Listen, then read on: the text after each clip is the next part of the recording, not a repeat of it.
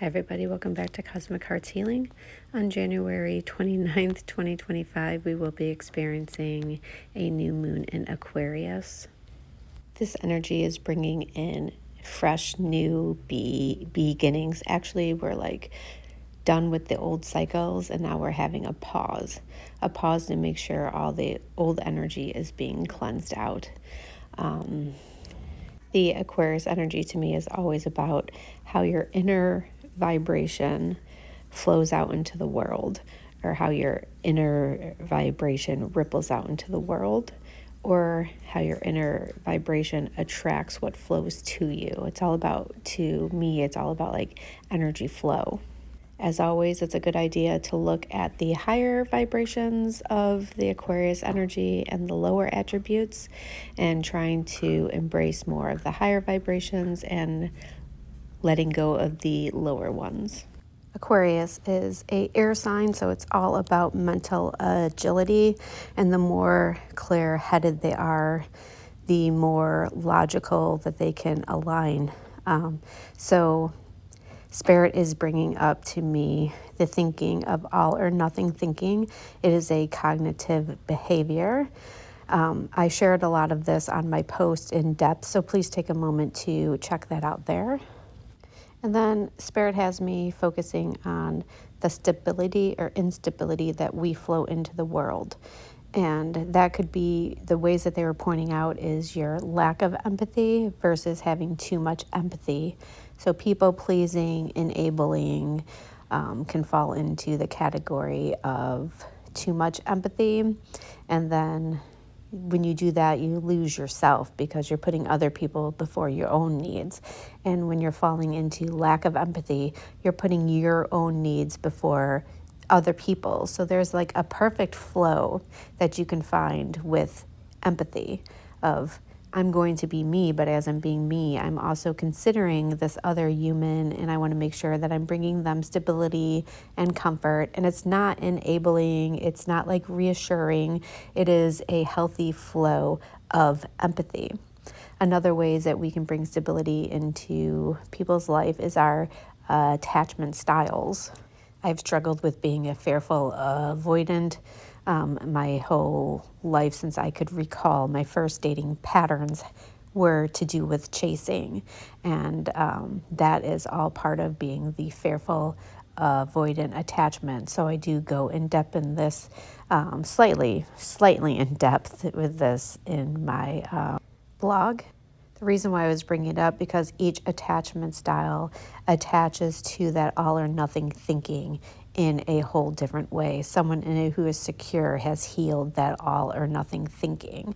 Someone who is avoidant is falling into more the nothing, and the fearful avoidant teeters back and forth, all nothing, all nothing, all nothing, and the anxious kind of just stays in that worry and fear of it all. All or nothing thinking can bleed out into all avenues of your world.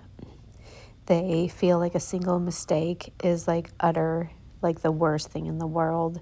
They struggle to handle criticisms, and they feel attacked.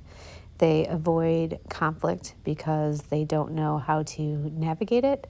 They abandon relationships or projects instead of working through challenges, and they swing from one extreme to another. There is no single root cause for this. On my blog, I do explain what could have caused this. I know from what I've read, the energy of walking on eggshells, or things always falling out of your life, or worst case scenarios always happening, can lead to the all or nothing thinking. So people with all or nothing thinking, they fear making mistakes. They struggle with conflicts. They self-sabotage. They go from emotional extremes, and they perceive a lack of control. You can break free from all or nothing thinking. Here are some steps that you can do. Challenge your thoughts. Is this thought overly simplistic or extreme? Am I making assumptions without verifying facts? Am I filtering out positive aspects and only focusing on the negative, or vice versa? Is the thought based on rigid shoulds and must statements? Am I catastrophicing, or making everything worst case scenario. By questioning your thoughts, you create space for new perspectives and possibilities. It is key to develop healthy conflict skills. There's lots of books out there on that. You must regulate your nervous system. You could fall into fight and flight when that anxious thought comes up and you fall into the worst case scenario. You might go into fight or flight, hence all or nothing. Focus on the big picture. What do I really want to obtain from this? If my outcome, let's just say, is in a relationship, if my outcome is to stay in a connection with this person and have a healthy relationship, is it really going to serve to explode and fight, or is it going to serve to ditch out and run? So focusing on the outcome of the long term and short term, what are the possibilities? And all this has to do with the healthy conflict skills as well. Embrace mistakes as learning opportunities. This is when that if you have a layer of shame within you, that's when this is going to be triggered, and that takes you down a whole another path of healing. And as I explained earlier, you must cultivate a healthy sense of empathy. And once you do, you can live and shift away from this rigid thinking, and you open yourself up to a world filled with growth, connection, and resilience, instead of feeling like trapped in this all or nothing cycles. You learn to navigate challenges with confidence and grace. The song that I was hearing was by Depeche Mode. People are people, so why should it be? You and I should get along so awfully.